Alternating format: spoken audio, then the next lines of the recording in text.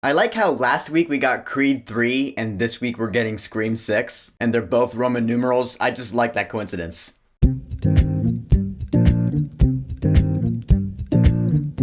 Scream 6. Yeah, after last year's Scream movie was really good, we got greenlit for another one, so here we are. So in Scream 6, a year after the events of the last movie, sisters Sam and Tara, along with twins Mindy and Chad, have moved to New York City, where a new Ghostface is now haunting them. This one is a little different, and new thrills and chills abound. So yeah, this is a new kind of Scream movie in that we are now in NYC. Ghostface is taking Manhattan. I had a good amount of fun with this one, and I love the role that these new Scream movies are on. The next one's greenlit, so awesome, we got a new trilogy. Once again, we have Melissa Barrera returning as Sam, and Jenna Ortega returning as Tara. Touching on Tara first, not just because Jenna Ortega is just huge right now, but this is the movie where we finally get to explore Tara's character a little bit, since she spent most of the last movie hospitalized. But I liked seeing Tara's perspective on the matter, after the events of the last movie. I'm not going to give it away, but it was something I actually wasn't expecting. So that was cool. But now I'm going to give my props to Melissa Barrera. Her character Sam also gets explored a lot more in this movie, like a lot more. I'm going to give away some spoilers from last year's Scream movie, not this one, but the one that came out last year. You've been warned. But we found out last year that Sam Carpenter is the illegitimate daughter of Billy Loomis, the original serial killer Ghostface from the first Scream movie. In this one, she really deals with that in a really interesting way. Like, what is it like to be the daughter of a serial killer? Is it in your blood now? Is being a homicidal maniac genetic? There's a darkness inside of me. The direction they take that in this movie, I personally thought was awesome. I loved it. Also gotta touch on my favorite character in this whole thing, Mindy. Mindy's just awesome. I love Jasmine Savoy Brown in this role because she is the film fan, she's a cinephile. I so want to hang out with her and just shoot the shit. She has some more great cinephile moments in this movie, and they're great. And of course, we gotta have our legacy characters coming back, not Sidney Prescott. Yeah, this is the first Scream movie without Neve Campbell reprising her role as Sidney Prescott. And yeah, I do pretty much agree with everyone else in saying that they should have paid her what she wanted. After all she's done for this franchise, there would be no Scream franchise without her, so come on. That being said, just like Creed 3, this movie does thrive without that main character that got this whole thing started. Tough to do, but they did it. But we do have Monica Geller once again as Gale Weathers, and she is still a douche. I mean, come on, let's just put it out there. She's a douchebag. Her character was pretty good, and returning from Scream 4, Kirby Reed, played by Hayden Panettiere. I loved her in this movie. I don't want to give away too much about her since the trailers didn't, but I loved her interaction with the new characters, with Gale. She mixed in really well with the characters in this movie.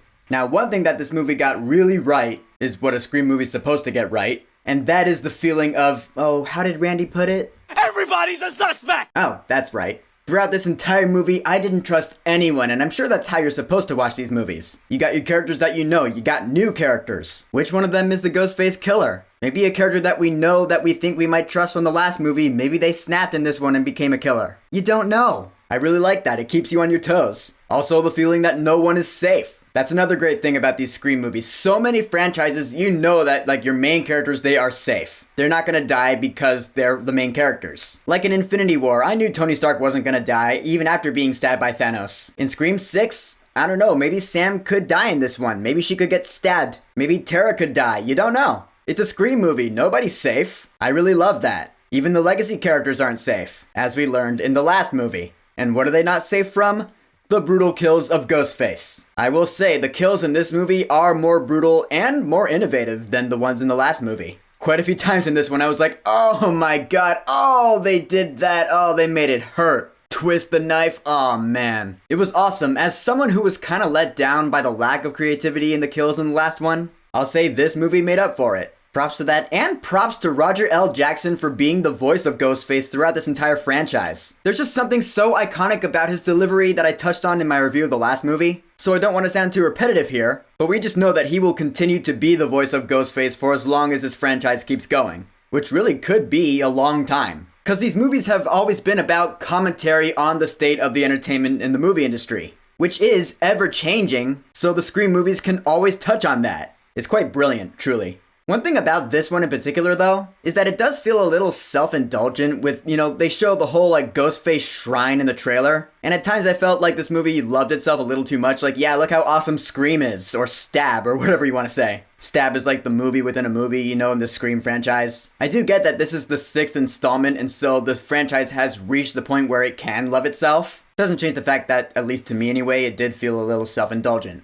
It's kind of a celebration of the Scream franchise. As for the music, the score was once again composed by Brian Tyler, and once again, I don't find the score all that memorable. I'm not gonna get this soundtrack. But in the end, I had a really good time with Scream 6. I don't think it's as good as the last one. Like, the last one I thought was freaking brilliant. This one I thought was just pretty good. The best part about it is the deep dive it takes into the characters of Tara and Sam. Love those two. Mindy's still great, even Chad has some good moments. Solid great time. For Scream 6, I will say, go see this movie while it's in theaters. So, Scream 6, have you seen it? What are your thoughts on it? And which one do you think is better, this one or 5 Cream? Whatever you think, go ahead and leave a comment. And of course, thank you for subscribing. Peace.